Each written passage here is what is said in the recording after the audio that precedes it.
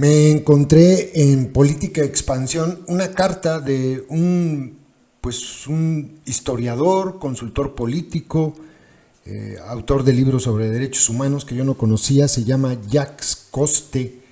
Él le envía una carta a la señora Estela de Carlotto, a quien vimos todos en la mañanera cuando fue invitada por el más infame de los merolicos, y obviamente lo que le dice pues es que definitivamente fue un error, que ella es una digna representante de las abuelas de la Plaza de Mayo, pero que pues López no es lo que ella se imagina.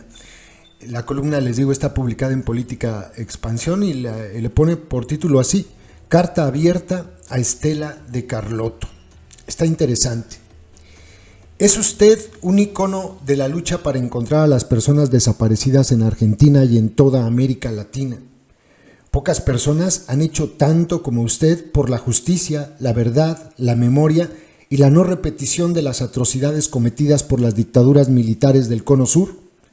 Usted representa a las abuelas de Plaza de Mayo.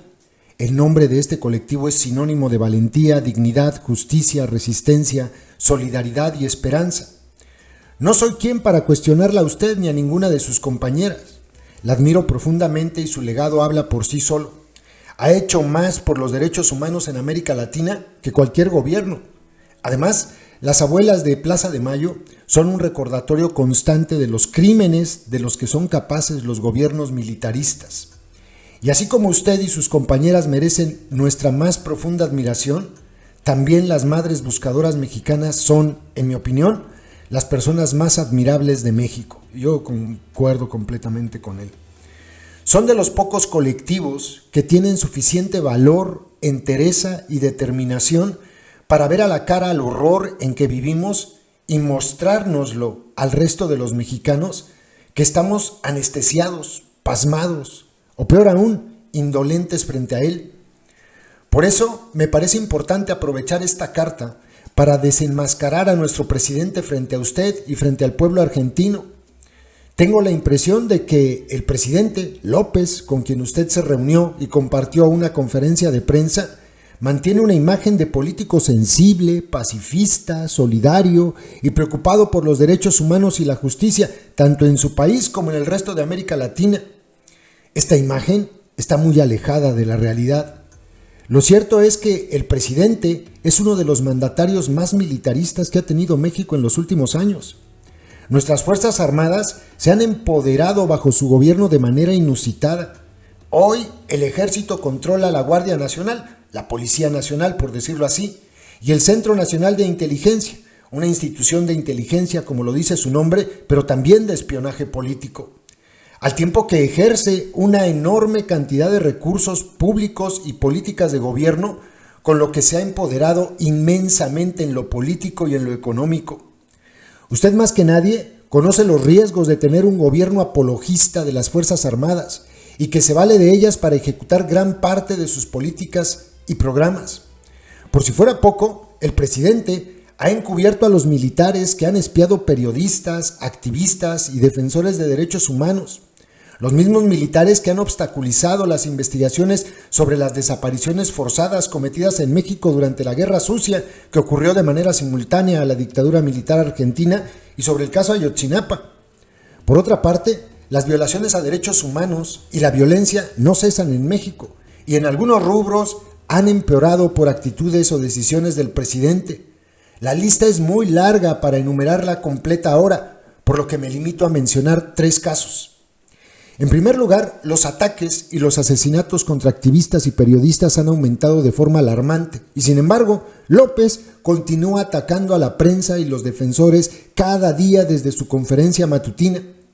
En segundo término, la política migratoria de este gobierno criminaliza a las personas migrantes, tanto así que más de 40 personas murieron bajo la mirada omisa de las autoridades en el incendio de una estación migratoria, un eufemismo para no decir prisión, en Ciudad Juárez.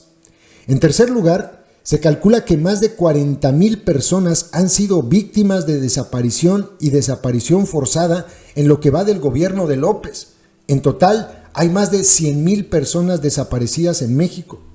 Finalmente, el presidente López ha sido insensible como pocos con los colectivos de defensa de los derechos humanos, de familiares de víctimas y de madres buscadoras. Se negó a reunirse con el poeta activista Javier Sicilia, fundador del Movimiento por la Paz con Justicia y Dignidad, organización que ha pugnado por un México más justo, más pacífico y más humano. Su pretexto para no reunirse con Sicilia, quien perdió un hijo a manos de la violencia mixta proveniente del Estado y de grupos criminales que carcome a México desde hace lustros, fue: tengo que cuidar la investidura presidencial. El presidente López también se ha negado en repetidas ocasiones a escuchar y recibir a las madres buscadoras mexicanas con excusas similares. Incluso en diciembre de 2021, colectivos de familiares de personas desaparecidas realizaron una manifestación afuera de Palacio Nacional, donde usted acudió a la conferencia presidencial bajo la consigna: si Andrés Manuel no va a las fosas clandestinas comunes de personas desaparecidas, las fosas van a él. Pese a lo dramático de la manifestación y sin importar el sufrimiento de los familiares, el presidente se quedó campante en su palacio. Ese es nuestro presidente, ese es López Obrador. Por la profunda admiración que le tengo a usted y a las abuelas de Plaza de Mayo, me siento obligado a decírselo, señora de Carlotto. Respetuosamente, Jacques Coste. Y sí, es algo que seguramente, porque ha habido muchísimas manifestaciones después de lo que hizo López y cuando estuvo ahí con esta señora en la mañanera, seguramente ya saben que no cayó nada bien, pero nada bien, que se haya convertido en comparsa de este sujeto tan mezquino, que tantas veces le ha negado esta posibilidad que ella tuvo a los colectivos de búsqueda de nuestro país. Una actitud verdaderamente asquerosa por parte de él. El talón de Aquiles de López es la violencia del país, y de pues hay dos ramas que simplemente, por más que ellos hagan mil maromas y traten de estrangular las cifras, por más que digan, pues es evidente la violencia en cuanto a homicidios y en cuanto a desapariciones. Presumen cifras de, logramos disminuir 17% el número de homicidios. Sí, cabrones, pero van entre 40,000 y 50,000 desaparecidos. Y mínimo un 40% de ellos no van a regresar a casa. Hagan las cuentas y después me dicen si este sexenio ha logrado algo en materia de seguridad pública. Pues definitivamente no. Y sí, un error muy fuerte, muy grave, el que cometió esta señora al ir a la conferencia con este sujeto tan despreciable. Saludos, compas.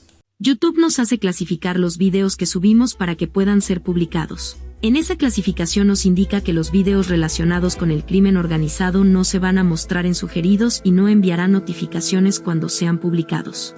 Por eso, para poder verlos tienes que ingresar al canal y buscarlos. Todos los días subimos videos con esos contenidos. No olvides que ya abrimos un nuevo canal, Personajes México 2, ve a él dando clic en la pantalla final de este video donde dice, mensaje importante, y suscríbete.